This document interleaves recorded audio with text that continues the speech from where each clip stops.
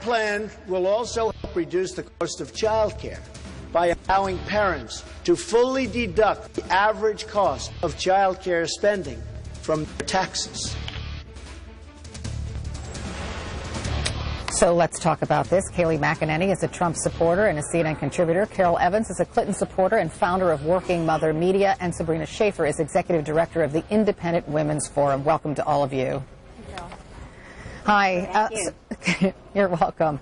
Kayleigh, is this a good first step for Mr. Trump? Oh, it's a fantastic step. You know, we saw the policy in the speech yesterday that you can deduct average child care from your tax rolls. But in addition to that, also for lower income families, you can deduct from half of your payroll tax. So this is a child care plan that applies to the middle class, that applies to families in a lower income bracket. This is a fantastic first step to winning over that key demographic. And Sabrina, I know that you've been critical of Mr. Trump, but is this a good first step in your mind? Is it enough to repair the rift between women voters and Mr. Trump?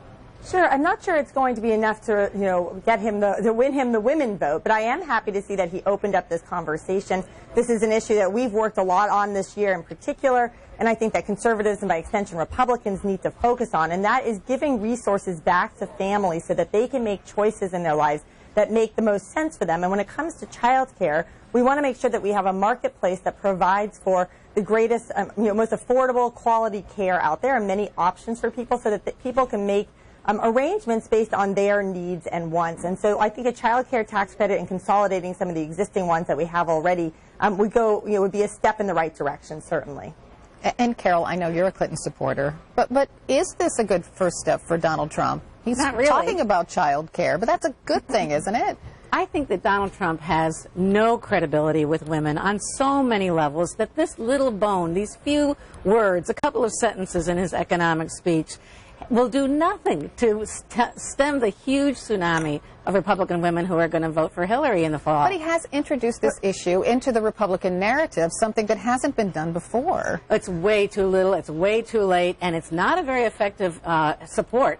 First of all, it's a tax deduction, and that is going to help elite women, the top percent of women in this country. It does nothing for working women. It does nothing for working women and the working class that he pretends and purports to champion. It's a deduction. It's a deduction. It's a deduction. So you have to be itemizing your taxes in order to take this deduction. He didn't mention this in the speech, but the campaign came out and said this is also going to apply to the payroll tax. So women who are not necessarily paying income taxes, they fall below that minimum threshold, they will have greater take-home pay. Not only that, his speech helps millennial women who can't even get jobs. There are many women who would love to think about child care, but they can't even, they're not at the point of even getting a job or even getting married because it's just not safely out there. Let's let Sabrina weigh in here because she's done a lot of research on this subject, and I know it's your sweet spot. So Sabrina, go. Right. I think what's important is that when government gets involved in a lot of the progressive solutions out there for the issue of child care, which is a real one for working women and working parents in general,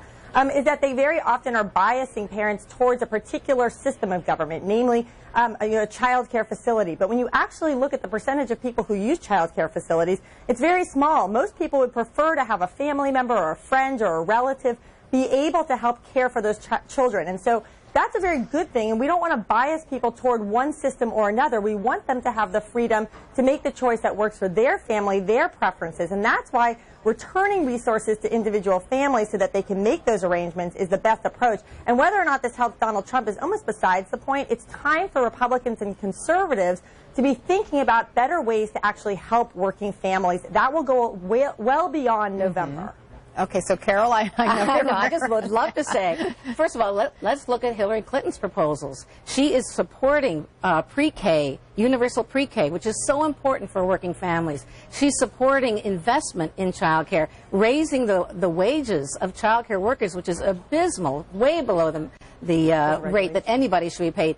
And she is supporting how child care is an integral part of what a working mother needs, not just for the elite who have nannies, but also for all the working women of this country that have many different arrangements. I agree with that completely. And we need investment in child care, not tax deductions for the rich who itemize their taxes. Choices. That's what I would say. Let me pose this question to Kayleigh, because it's great that Mr. Trump brought this issue up, but he didn't really expound on it in his speech at the Detroit Economic Club. why didn't he? Because he is having problems with that demographic. Yeah, as you mentioned, it's great he mentioned it, and he should expound upon it some. But something that I think is a myth is that women want to be spoken to through the lens of their gender. There are a lot of women out there. Child care is a big issue, It's a big issue, but among there's all men women, and Republican, Independent, Democrat, that's a big issue. But yes, it's a big issue. But what is a bigger issue is women who are unemployed and can't find jobs, women who are in poverty more at the end of this administration than at the beginning. There are a lot of women, when you speak generically about raising the economy, raising growth, lowering taxes, that applies to women across the board. And there's a lot of women who, yes, child care is important, he should expound upon it, but we don't necessarily want to be seen through the lens of their I get it. But there's a big Let me interject. Wait. I want to interject something. It is very difficult if you're low income or you're a poor woman and you can't afford child care to rise out of poverty no matter what.